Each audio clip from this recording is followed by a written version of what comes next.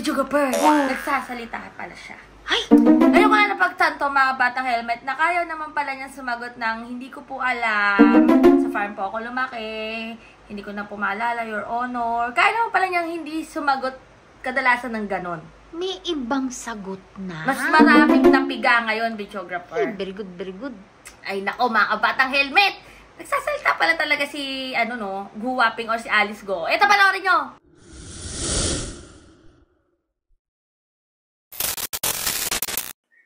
I wish to address my questions to Alice Goo. Ma'am, pwede po bang malaman yung totoong pangalan ninyo? Your Honor, ang pangalan ko po Alice Lialgo. Alice Lial Goo. Would it be okay with you kung tawagin kitang Alice? Yes po, Your Honor. Alice, before ka na naging mayor ng Banban, gaano katagal ka nang nakatira sa Bamban?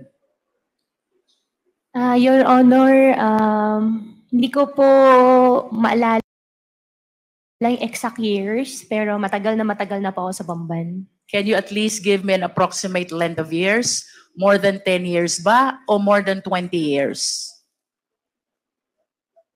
More than 20 years po. More than 20 years. And you will agree with me that 20 years stay in Bamban is really long enough. Diba? And I would assume also na imbibe mo na ang kultura, ang pamumuhay, at maging ang ugali ng mga taong nakatira sa Bamban. Tama ba ako? Can you please enlighten us? Ano ang kabuhayan doon sa Bamban 20 years ago? Your Honor, nakatira po ako sa Bamban.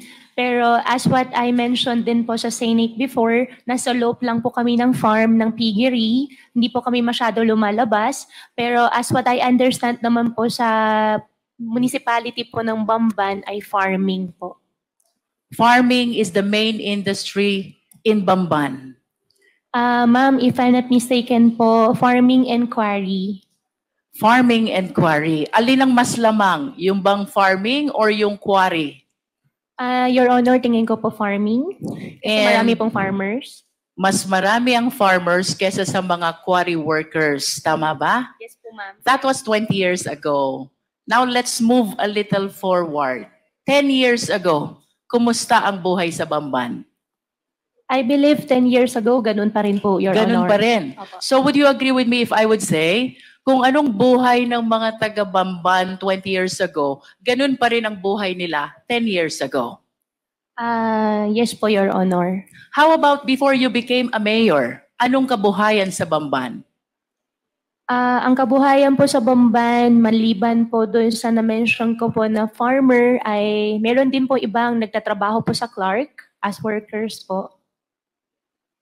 And would you say na ang buhay sa Bamban for the length of 20 years, madali ba o mahirap para sa mga mamamayan ng Bamban? What do you think? From the point of view of an ordinary resident of Bamban, bago ka naging mayor, how do you appreciate the life in Bamban? Madali ba? Masagana ba?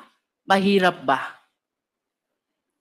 I believe, Your Honor, hindi po madali para sa kanila at tingin ko rin po marami pa rin po yung mahihirap. So, you will agree with me if I would say, mahirap ang buhay sa Bamban. Your Honor, tingin ko po hindi naman po lahat pero for sure po meron po. Alin ang mas lamang, ang mahirap o ang mayaman? Your Honor, mas lamang po ang mahirap. Mas lamang ang mahirap. And soon enough, Mayor, tumakbo ka bilang mayor, di ba? Tama bang isipin na because of your observation, na mahirap ang buhay sa Bamban, na antig ang kalooban mo, naawa ka sa mga tao, nangarap ka para sa kanila, ng kaginhawahan? Tama ba yun, Mayor? Your Honor, that's one of the reason din po. So you confirm na ang dahilan kung bakit tumakbo kang mayor, gusto mong paunlarin ang mga tao sa Bamban? Your Honor, that's one of the reason po, opo. May I know, Mayor, nung na-elect po ba kayo, ano pong type of municipality ang Bamban as to income classification? Your Honor, second-class municipality po. Second-class municipality. And if you still remember, magkano ho ba ang kita ng LGU ng Bamban being a second-class municipality? Your Honor, I have no figure po and hindi ko po maalala po yung data po. But nevertheless, Ma'am Alice, you recognize the fact na iba kung hindi ka mayor, iba kung mayor ka, kung ang pag-uusapan natin ay ang pangarap mong mapaunlad ang Bamban. Tama ba yun? Opo. And there is right and welcome investors. And naniniwala ka rin na itong mga investors na itong mga business establishments na ito ang magpapayaman sa Bamban at ito ang magpapaalwan ng buhay ng mamamayan ng Bamban. Tama ba? Ang belief ko po ay pag nakapag-invite po ng more investors po sa bayan po namin, mabibigyan po ng mas maraming work opportunity po sa mga constituents po namin. And let us move forward, Ma'am Alice, 2022. Tumakbo ka na at umupo ka na bilang mayor. Of course, you confirm that because that is a common knowledge, no? I'll be showing some pictures, ma'am, ha? I hope you please enlighten us kung sino itong larawan na ipapakita ko sa iyo. I am referring to the picture on the right of the monitor. Opo. Alice Leal Goo, Bamban. Kayo po ba ito? Yes, Your Honor. And can you please enlighten us, ano po ba ang nakasulat dito sa poster na ito? Your Honor, ang alam ko po dyan, yan po ay isang newspaper po na from the, I think, Chinese community na kinakongratulate po nila. Yung daddy ko po, yung dad ko po kasi isang Chinese. And why are they congratulating your dad who is also a Chinese? Sila po yung, since Chinese, tingin ko po since Chinese po sila, at nag-congratulate po sila through Chinese newspaper. I consulted some people who know how to read these Chinese characters. And according to them, the exact translation of these characters goes like this. Congratulations to the first Chinese mayor, Alice Leal Goo of Bamban. Ma'am, wala pong ganun nakalagay. Okay. Can we proceed to the next picture?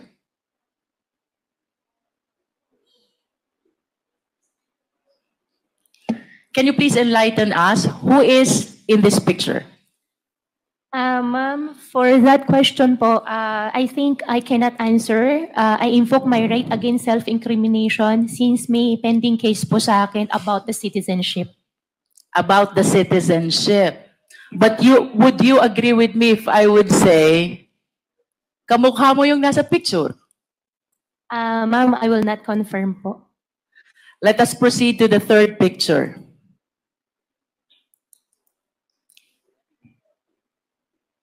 The third picture is your passport from the Republic of China.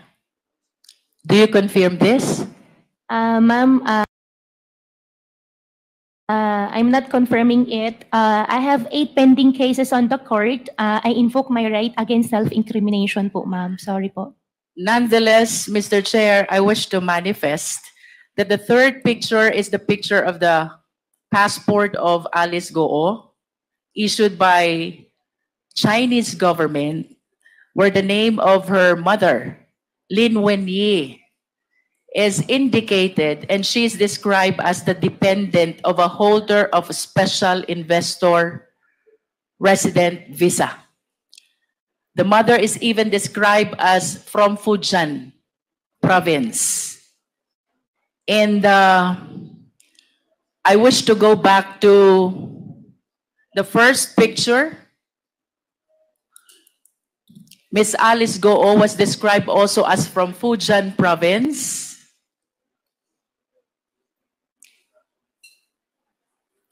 And I understand that Miss Alice Goo acknowledged only the first slide and refused to identify the second and the third slide. Nonetheless, Mr. Chair, I wish to manifest that these documents are evidence to show that indeed the nationality of Ms. Goo is Chinese. Nonetheless, Mr. Chair, in order to realize her intention, run to a public position, bring growth and prosperity to the municipality of Bamban, including the people who lives thereat, Ms. Alice Goo allowed, if not she's the one who purposely caused the same, the late registration of his birth, and even the application of her Philippine passport. I understand, Mr. Chair, that the right to run to a public office is a right which is exclusive to Filipino citizens. And I wish to manifest as well that this should be dealt with by law, because this is something which open the country to issues of national security and interest, Mr. Chair. If I may proceed, Mr. Chair. Bilang mayor, Ma'am Alice, in line with your vision, paunlarin ang Bamban, bigyan ng kaunlaran ang taga-Bamban. Ano po ba ang mga kumpanya na dumating sa Bamban during your time as mayor of Bamban? During my time po, dumating po ang Jollibee, dumating din po ang McDonald's, dumating din po si RCS po na isang supermarket chain, and supposedly may mga darating pa mga factories and restaurants po, ma'am. And would you confirm that it was also during your time nung dumating ang Baofu? No po, ma'am. You don't? Ang Baofu po is not 2022 po, ma'am.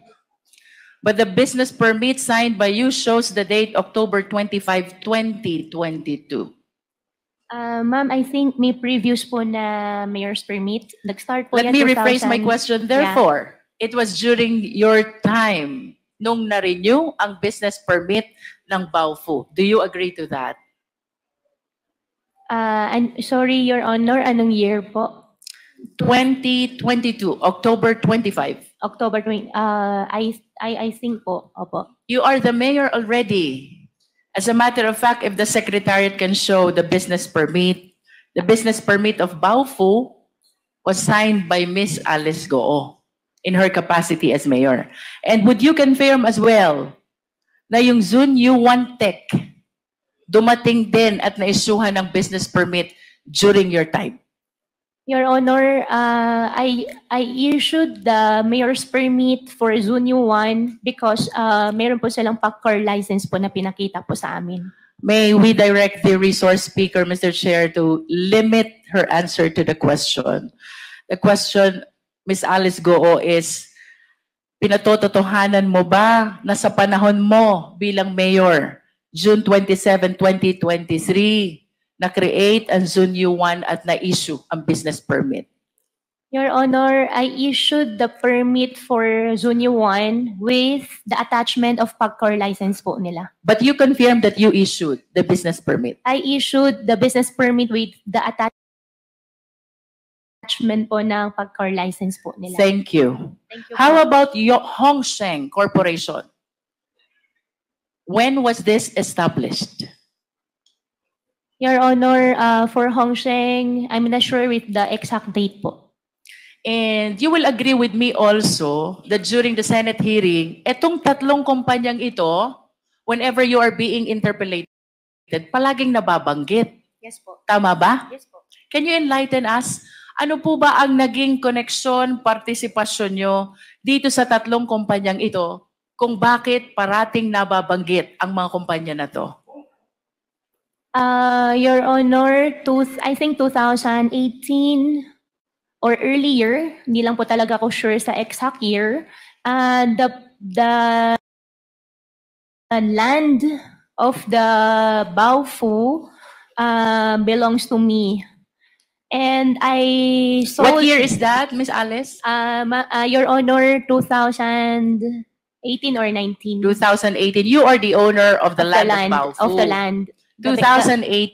Yeah, 18 or 19. You are not yet the mayor. I'm not yet a mayor. Okay. In 2021, I divest the entire property to the corporation po. And can you please cite the exact date when you divested yourself of your interest in Baofu? 2021. September 21, 2021. I believe so po, ma'am. And that is 7 days before you filed your certificate of candidacy for mayor of Bamban. Okay.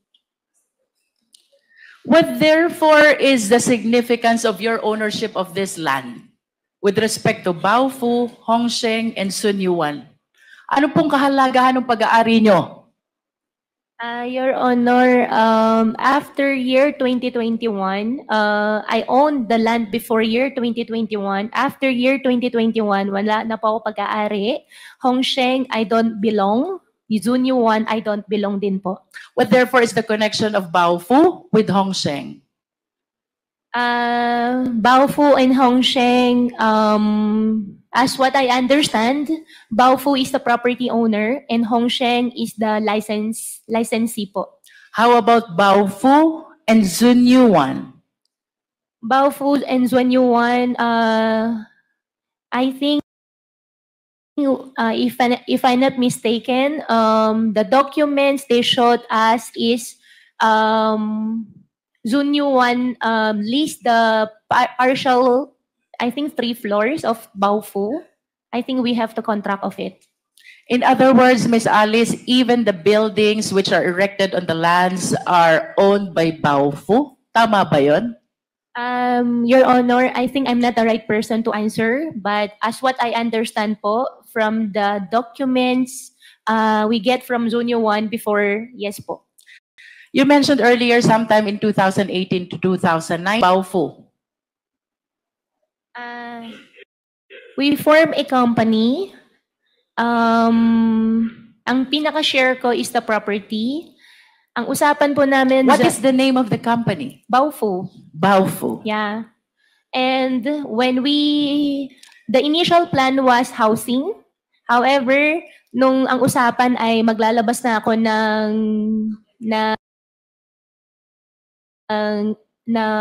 in cash, initial agreement was only the property, ang pinaka-share ko. And nung usapan ay maglalabas na ako ng pera, hindi na po ako pumayag, I divested already.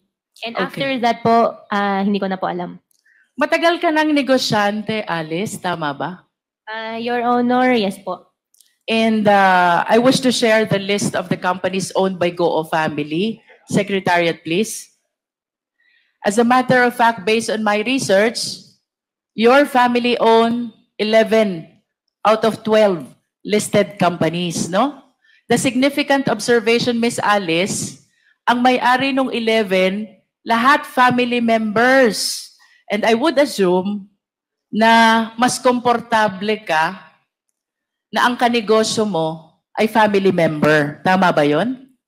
Your Honor, yung nakita ko po sa harapan ko po, hindi po lahat sa akin. And then, or sa But your name is listed. Yeah, yung isa po dyan ay yung 1, 2, 3. Yung iba po dyan ay hindi po nag-operate. Hindi po natuloy yung mismong company. Nevertheless, would you confirm that majority of these companies, your name is listed as one of the owners? Yes, Your Honor. And the names of your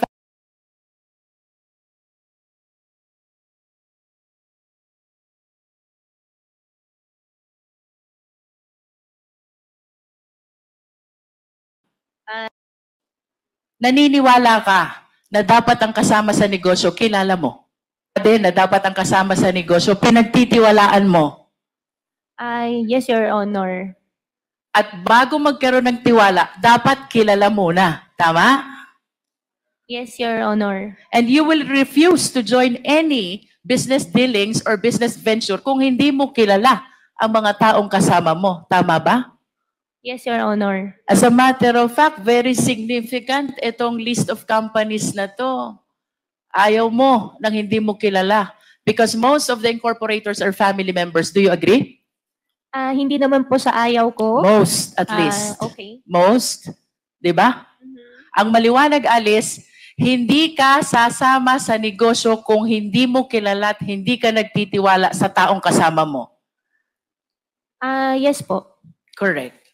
Now, I wish to invite your attention to the Articles of Incorporation of Baofu. Secretariat, kindly flash.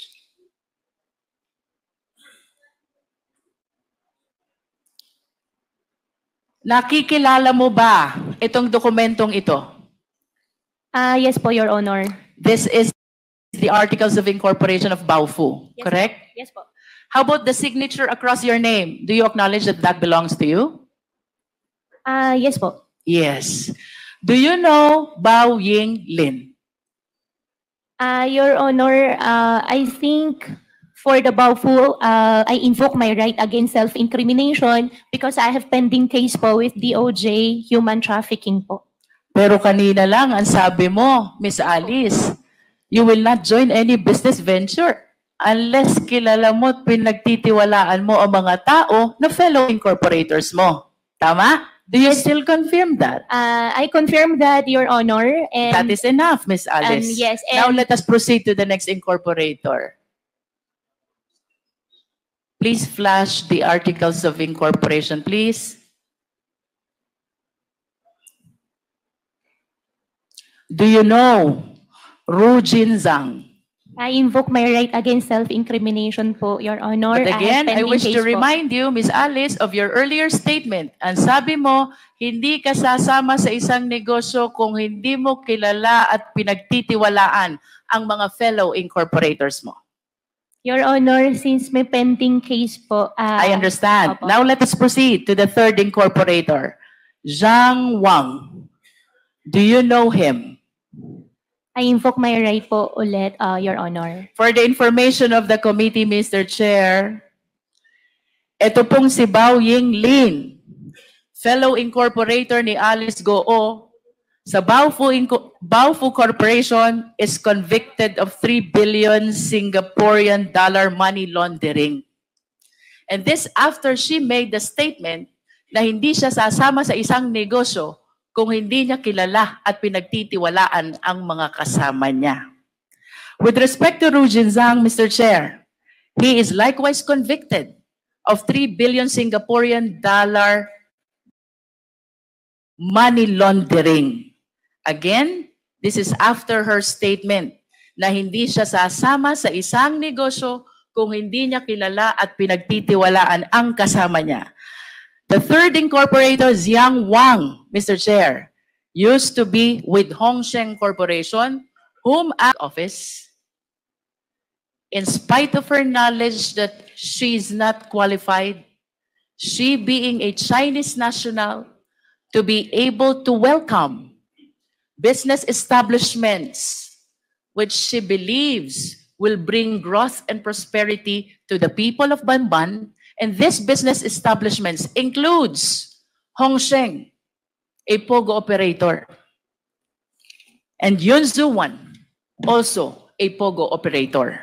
As a matter of fact, Mr. Chair, dito po sa location ng dalawang company na to, which lease the property of Baofu, with whom Ms. Alice transferred her land in exchange of shareholdings sometime in 2021, while maintaining control of the same after the same date.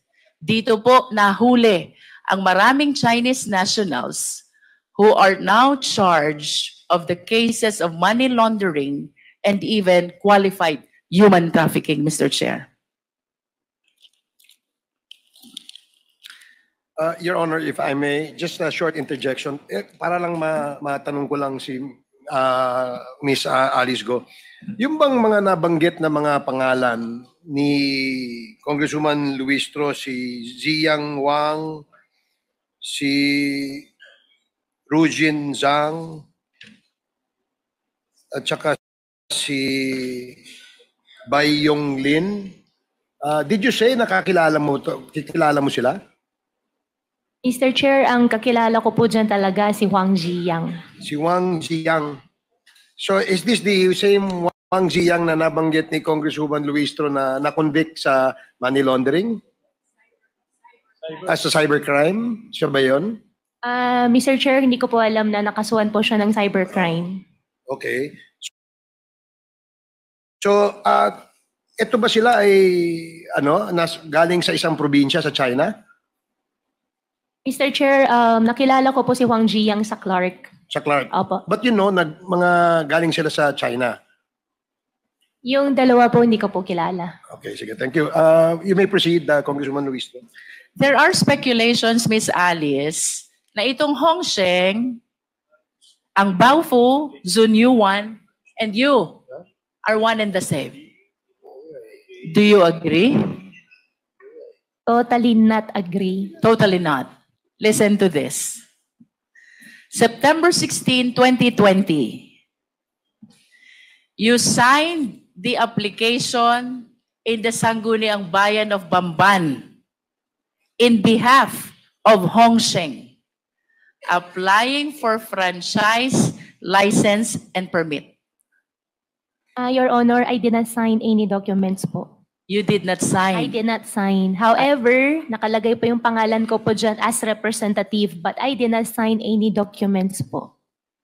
Would you know kung sino ang naglagay ng pangalan mo? Your Honor, I have no idea. You have no idea. Next, Miss Alice, February 11, 2021, you executed a lease.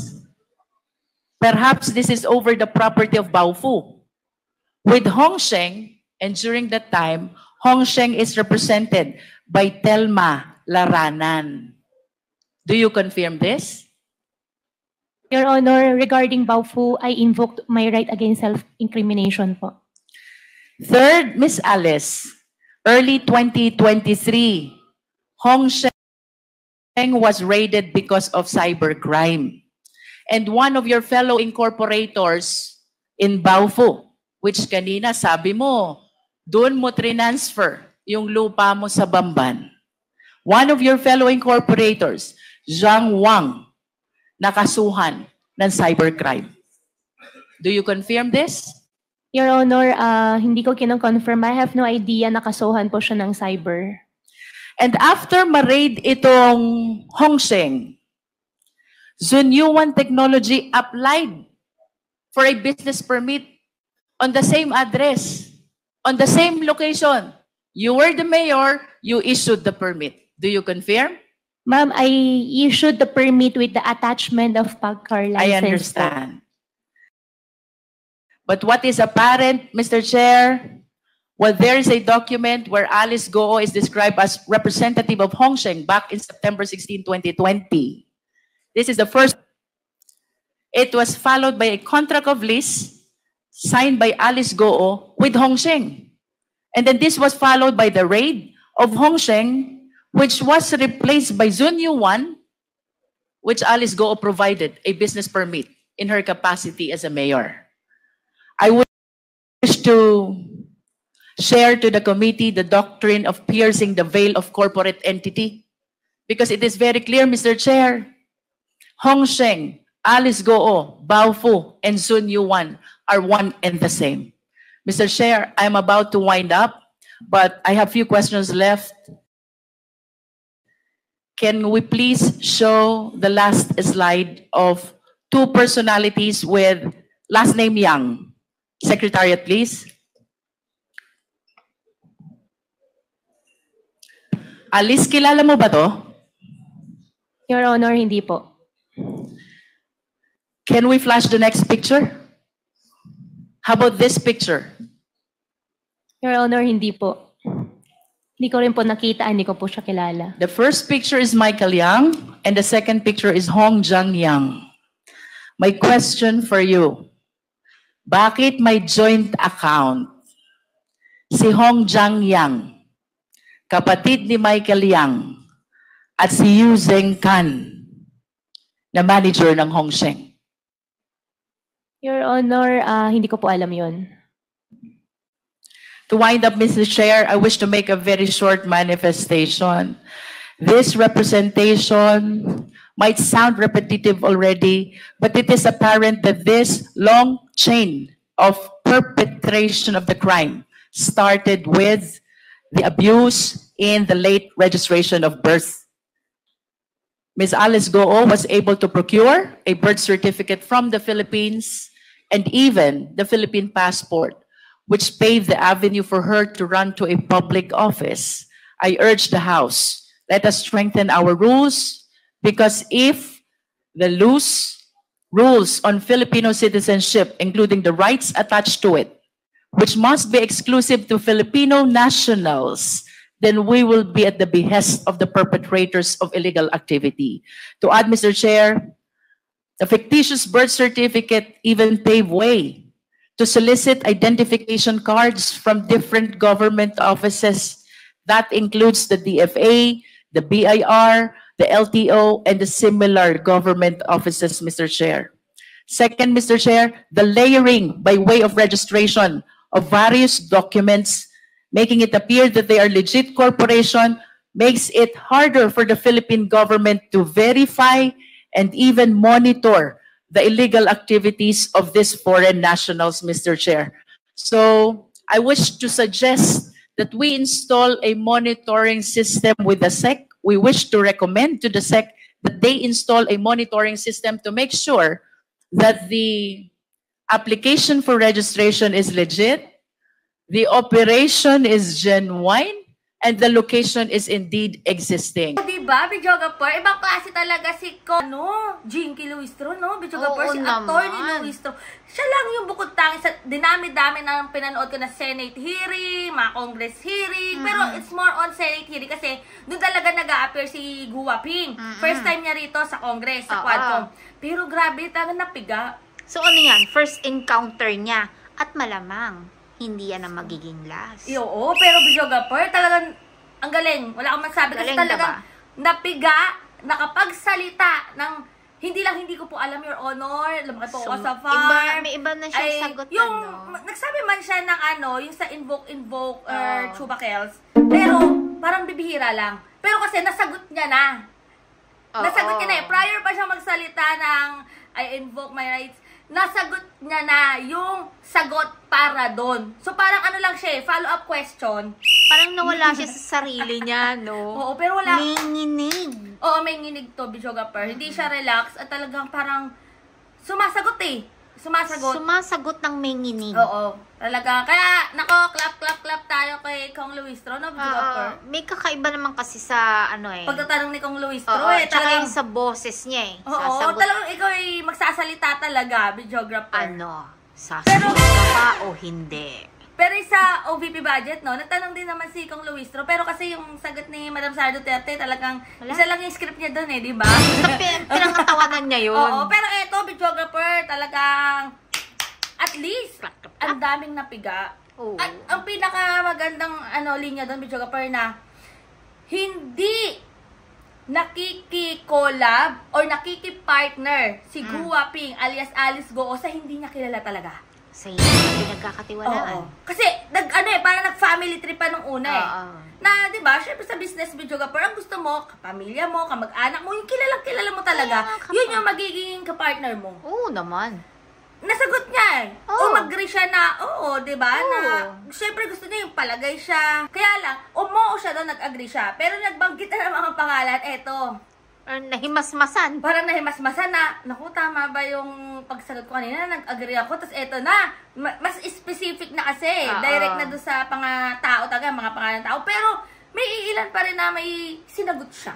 Pero ayun yung mga kabata helmet, mamaya ilalabas ko naman yung, yung kay Cassie Ong. Ano ba yun? Mamaya talaga ilalabas ko yan, ha? Basta, yung kay Cassie Ong? Parang konti na lang magsasabunutan sila. Ni Materna. Pero yan nga mga kabatang helmet, kung nagustuhan mo ang video na to, kalimutan mag-subscribe at i-click ang notification bell para lagi ka updated sa lahat ng may parang namin ng video gapar. At ang ating comment of the day, Maribel Labutaw. Sabi niya, napakabigat ng kasalanang ginagamit niya ang Diyos. Kasalanang mortal na ginagawa niya.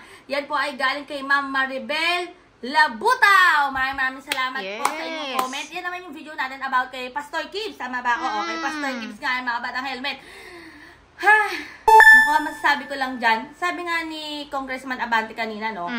Yung judgment and justice ng Panginoon pag dumating talaga. Kasi nung kausap nga niya si ex-mayor ng Iloilo, Mayor Mabilog ba yun? Si Mayor Mabilog. Oo, yung about the judgment ni Lord and nay nako, basta naiyak nga. Oo, mamaya ilalabas ko rin yan. O basta mga batang helmet, mag-comment na kayo and stay happy, stay healthy, and stay safe tayo as always. Sabi kami sa buhay, nag-helmet din ang bukit, tips getting better everyday. God bless everyone. Bye! Yes! O diba? Kaya always gumawa ng tama. Yes!